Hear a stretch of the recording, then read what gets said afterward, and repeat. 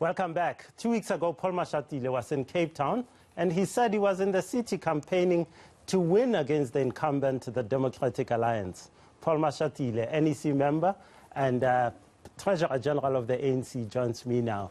Paul Mashatile, thanks so much for coming through to the show. Let me ask you my first question, and it's this. I'm in Johannesburg, and it's dark outside, and all over the country, people are now having to find a way to work through a very depressing blackout. It's raining, it's cold, and people are huddling in their homes.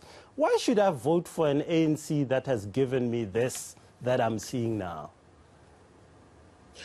Well, Justice, many of us as members of the ANC are affected by the same things. I came from Hammanskraal late, and my whole township or suburb was dark.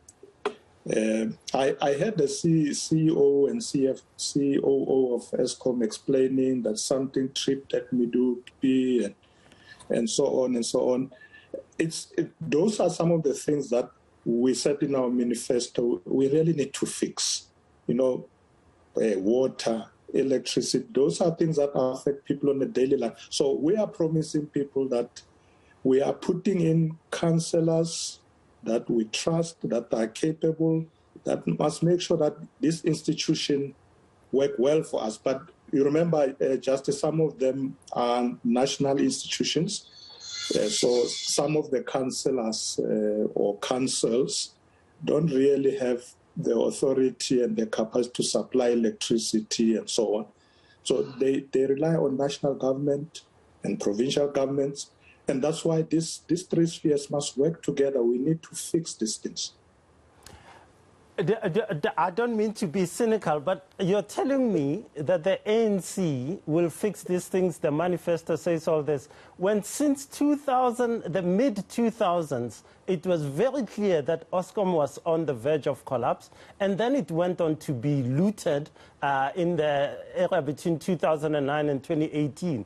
And you're asking me and our viewers out there to actually believe that this will happen after 15 years of nothing? No, Justice, definitely it will happen. Remember that when President Ramaphosa came in after the period of state capture, one of the things he did was to change the board of Eskom, put in new people. The guy who's there now, the writer, is a new guy who came through this period to fix things. So things are being fixed, but when things are damaged over years, it will take a bit of time to sort them out. But we are definitely committed that we can't go back to those years of institutions being run down, state capture being rampant. I think we are very clear that we're going to deal decisively with all these things. There must be accountability.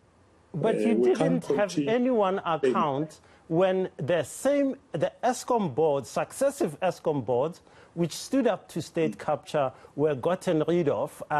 Executives, people who are comrades of yours, Tsepo Matona, I think many others were taken off the executive and others before that. The ANC itself. So let me put it differently. You're asking me to say to the lion which has just devoured the kudu, saying, oh, lion, please fix me. I can't do that. No. Remember, Justice, there's new leadership now in the ANC. So trust this new leadership. What we say is what we're going to do.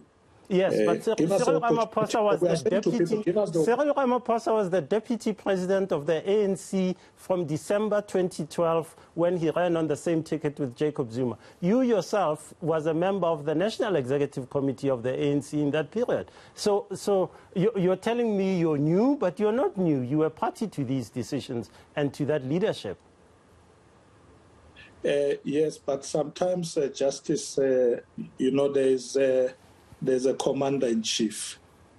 So I'm saying let's give the new commander-in-chief an opportunity to fix things. Remember, he was deputy, but he was not commander-in-chief. some decisions were taken elsewhere. So we want to give Comrade Cyril an opportunity to lead us out of these problems. Let's fix South Africa, and we're going to do it. Even the way we chose our councillors, we made sure we screen them, we bring the right people. We're trying all our best to get out of that past that has tainted the African National Congress. Okay. Well, I wish you luck with that. One other thing. There are so many. Yeah.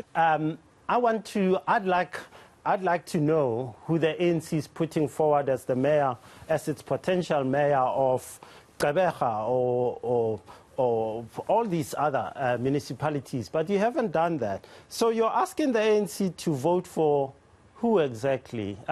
For voters to vote for who exactly? They'd like to know that the buck stops with Paul Mashatile, the way I knew when you were going to be Premier of Gauteng, for example. Yes, yes. Yeah, Justice, it's been a long, or let me say, it's been a tradition for many years where the ANC chooses its mayors after the election. It's something that we've been toying around with. Our processes are a bit longer, but the first week after the election, we will be putting out, we will be interviewing candidates that will be sent to us, and people will know who they are. We can promise them that we will not bring people who don't know what to do. We have a pool of best candidates out there that we are bringing on board. Why are you so shy to bring them forward? They are coming next week. As soon as we finish the election, you'll see. We bring in the best of the best. You'll forgive me, but you know you've got a very nice document that the ANC issued, and the document says these are the people who will interview the potential mayors, right? Among those people are Faith Mutambi, a person who is alleged to have sent the Gupta family protected minutes of cabinet. Among them is Malusi Gigaba, who is alleged at the Zondo Commission by his wife and others that he visited frequently to the Gupta family. There is Musebenzi Zwane. So the people you're telling me are very good are being interviewed by Musebenzi Zwane. I'm sorry, well, how am I to believe that you're giving me your best of the best when Musebenzi Zwane, who flew to Switzerland for the Gupta family, is interviewing those people? You know, Justice, what I've noticed in this period in the ANC is that many of the comrades who made mistakes have begun to change. You know, when we came with the issue of renewal of the ANC, it was not just changing structures, but behavior as well, morality. And some of these comrades you're talking about, you would be surprised yourself that some of them have seen their mistakes and they've decided, you know what, in this period of renewal, we must renew ourselves as well. But there's also criteria that we're giving those who are interviewed. This is a criteria that the organization has agreed on. This is how we will interview the candidates. This is what we ask them. So it's not a personal thing. Paul Mashatile, I'm so sorry we've run out of time. I always wish for more time. I'm going to have a word with my boss, but I think you deserve 10 seconds to tell me why the viewers of this show should vote ANC on November 1. The viewers of this show must vote ANC on November 1 because the ANC is determined to change this country for the better. We said this time around, we're going to do better. And we want to work with our people and build better communities. We will not disappoint you. Paul Mashatile, thanks so much for your time. Who made us happy today? The answers after the break.